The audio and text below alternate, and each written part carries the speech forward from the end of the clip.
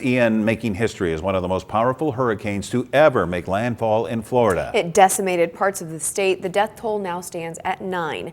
2.5 million people have no power tonight, and some who chose to stay had to be rescued by first responders.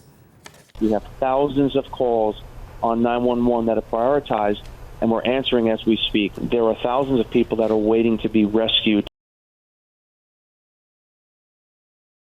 Surge shredding structures to pieces, with debris floating in the streets and cars submerged. This floating debris once someone's house.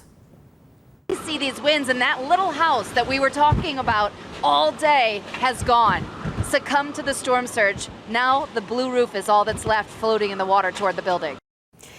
Ian is on the verge of powering up again to hurricane status as it moves over the ocean, taking aim at South Carolina and its governor, also declaring a state of emergency. Now to the dramatic rescues and stories of survival. At this hour, officials say search and rescue operations are still underway. ABC's Raina Roy has more on that. As Florida begins to sift through the path of destruction left behind by Hurricane Ian, you need to be evacuated. Step out of your front door. Desperate search and rescue missions are still underway. From the air, Are you guys okay? and on land where flooding has left many trapped.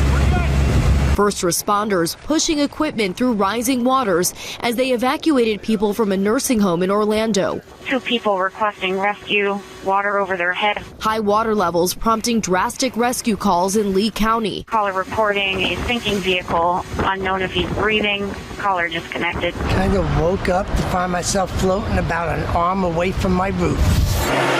26 states sending support. FEMA also on the ground. Our priority is saving lives. There's been a number of people that have been impacted that might be trapped. Our search and rescue teams have been out since 4 o'clock this morning. There's going to be areas that are hard to access, but these are the best of the best that are out there. Crews from Miami traveling to help. We have ATVs, we have boats, we have swiftwater technicians. They're going into this area that has been so horribly hit, and they're going to bring rescue, they're going to bring hope. Some lucky enough to escape on their own. In Naples, Kimberly Walker describing the moments water began to seep into her home. The water got to be a lot more and a lot more and a lot more, and it didn't matter what you did. The water started coming into my home, reaching about mid-thigh.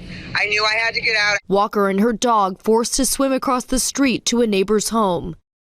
Officials are warning that even though the worst of the storm has passed through those areas, the water is still dangerous with debris, chemicals, and in some cases down power lines. They are urging people to avoid those floodwaters as the work continues. Raina Roy, ABC News, New York.